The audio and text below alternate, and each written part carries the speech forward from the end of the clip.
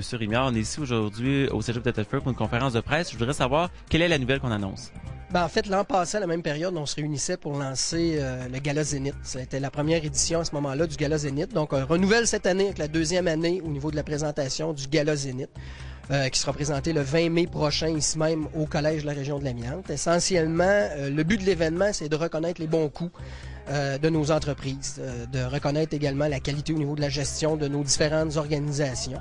Donc, il y a 13 catégories différentes au niveau du gala en tant que tel, des zéniths qui seront remis et 2 mentions d'honneur qui seront faites qui seront également dévoilées lors de cette activité. Cette année, le gala compte 13 catégories, donc 2 nouvelles catégories viennent s'ajouter à l'édition de 2008. Je vais vous nommer les catégories.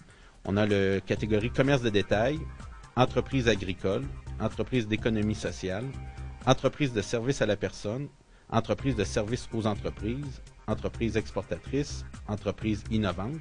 Et c'est ici qu'il va y avoir une nouvelle catégorie qui va se joindre dans les entreprises manufacturières. L'an passé, on avait deux catégories. Maintenant, on en a une qui, comme on dirait de milieu, moyenne entreprise. On a l'entreprise manufacturière, moins de 16 employés, et la nouvelle entreprise manufacturière, 16 employés à 40 employés. On a aussi encore l'entreprise manufacturière, plus de 40 employés. Et une nouvelle aussi qui s'ajoute, la deuxième, l'entreprise publique et parapublique. Par la suite, on aura l'entreprise touristique, culturelle et de loisirs et la gestion des ressources humaines. Que ce soit le public, le parapublic, les entreprises privées, les commerces, alors toutes les organisations qui se dévouent dans la région pour faire bouger les choses sont sollicitées et peuvent trouver une catégorie qui correspond à leur type d'activité.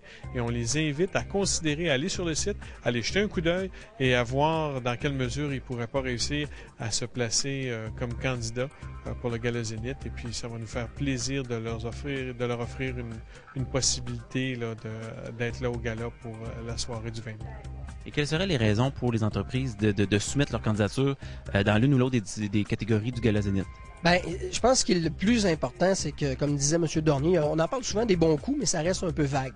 Donc, c'est vraiment de reconnaître ces entreprises-là, de démontrer à l'ensemble du Québec, je dirais même, qu'on a des entreprises qui rayonnent et qui performent au niveau de notre territoire.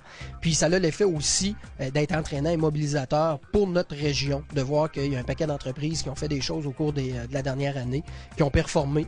Donc, c'est ça le but. C'est évident aussi que pour ces entreprises-là, ça donne quand même une bonne campagne au niveau de la visibilité. Plusieurs, au cours de la dernière année, ont utilisé le petit logo du Gala Zénith, comme quoi il était récipiendaire d'un prix. Donc, il y a tout un prestige qui va autour de ça, bien entendu. Et, comme je le disais, la campagne de visibilité qui va avec, je pense que c'est des éléments majeurs au niveau de la candidature.